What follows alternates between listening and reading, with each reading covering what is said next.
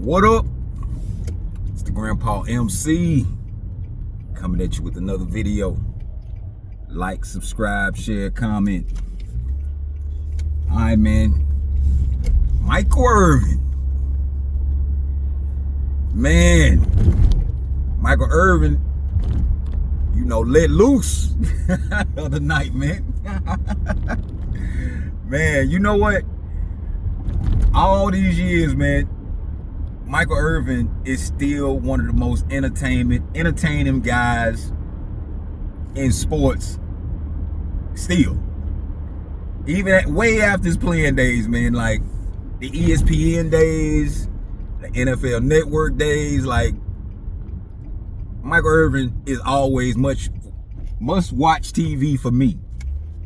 So, Michael Irvin took to his YouTube page yesterday and was a little heated about what they call it, Facts Before Fiction podcast with Brandon Jacobs on it, and they were comparing Deion Sanders going against wide receivers now, and they put up a picture of him and Jerry Rice talking about those are the guys he used to cover and all this other stuff. Like, oh man.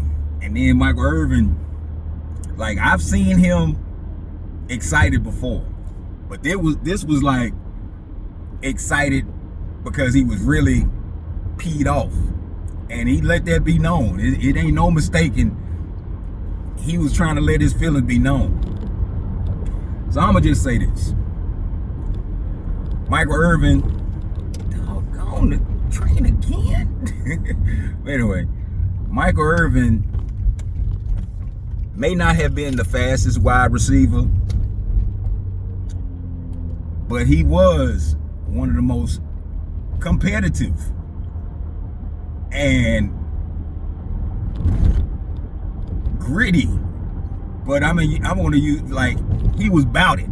Like Master P used to say, back in the day, bout it. Michael Irvin was bout it. He was one of the most physical receivers of all time. Serious business. That he's up there with and I think he was bigger, but with Anquan Bolden was, Dez Bryant was up in that class.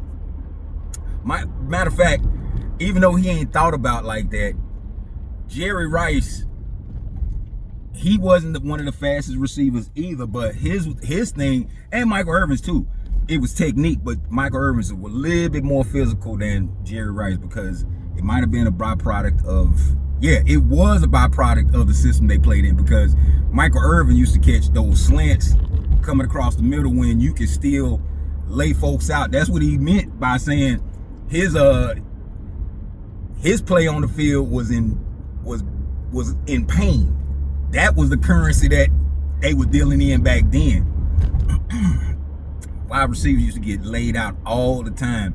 Matter of fact, when they started this defenseless receiver thing, it took me a minute to stop saying, man, that ain't a foul. But like now, these guys now don't even have the threat of being knocked out like that, unless like something unforeseen happens, or like a guy loses his mind for a second. You know what I'm saying? But like the hits that was being done in the 80s and the 90s and the early 2000s, because that's when the Ravens was on top, it ain't nowhere near that now.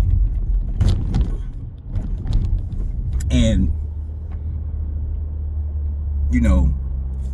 Deion Sanders getting brought up, I think this is kind of like a little dig from Brandon Jacobs, because when Deion was on the NFL Network doing the highlights, he used to call Brandon Jacobs the tiptoe burglar. He used to call Brandon Jacobs the tiptoe burglar. And it was because of the way he was going through the hole. He would tiptoe through the hole, being as big as he was. It was kind of frustrating. And on top of that, Brandon Jacobs, his career didn't last that long. I mean, like, he won the 2 Super Bowls with the Giants. I think the first Super Bowl he was more of a factor than the second one, even though, like, when I think about it, he had his moments, but I don't think he had like great seasons. I could be wrong. I mean, but I thought Brandon Jacobs could have been a little bit more than what he was, but everybody don't reach that. So I mean, like, it's nothing bad against him. It's just that you want to talk. I mean, like, you can't be a student of the game and then, you know, try to downplay Michael Irvin and Jerry Rice, 2 of the most technically sound and competitive receivers of all time. And that's what got Michael Irvin's dander up, so to speak, because that was they paid a price. You look at Michael Irvin now, you know what I'm saying? You can't tell that he played football, at least from looking at him on TV. Like, some people are obvious when they, you know, they got like real bad injuries where that it stops him from. But like, Michael Irvin still, you know, look like he could get out there and at least practice still. I'm pretty sure Jerry Rice too. Jerry Rice and him, they had a little mini rivalry in between the lines with them. It wasn't like spoken, but, you know, if you looked at some of them highlights when they was putting the San Francisco 49ers, it was a lot of crazy talk. By Alvin Harper. I'm not going.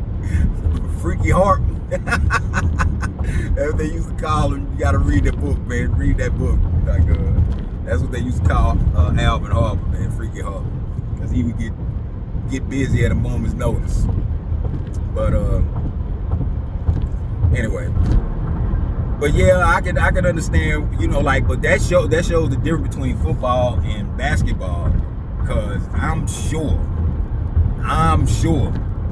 that it's guys that when they hear all this talk that's going on between, you know, who's this, who's that, who does this and who that, you can't, you know, like, you can't compare those that time, basketball or football, because the physicality and the griminess has been taken out of it. And so even though it's still somewhat enjoyable to watch, like, a lot of the stuff that brought the fans to those games and to those teams is not the same like it used to be. Like, I don't want to get off course. I ain't gonna get off course. I keep that. But yeah, man, all I can say is, before I end this, man, you know, put that respect on Michael Irvin's name, man. Put that respect on it, because he earned it for sure, because it wasn't too many receivers catching those passes. I think him and Chris Carter. But Chris Carter's stuff was more on the outside. You know what I'm saying? And I keep Andre Reed. I mean, it's receivers that could get with these receivers now. And the receivers now don't even have to put their body on the line like the other ones did, the ones from the past. So that's pretty much it, man. Grandpa out.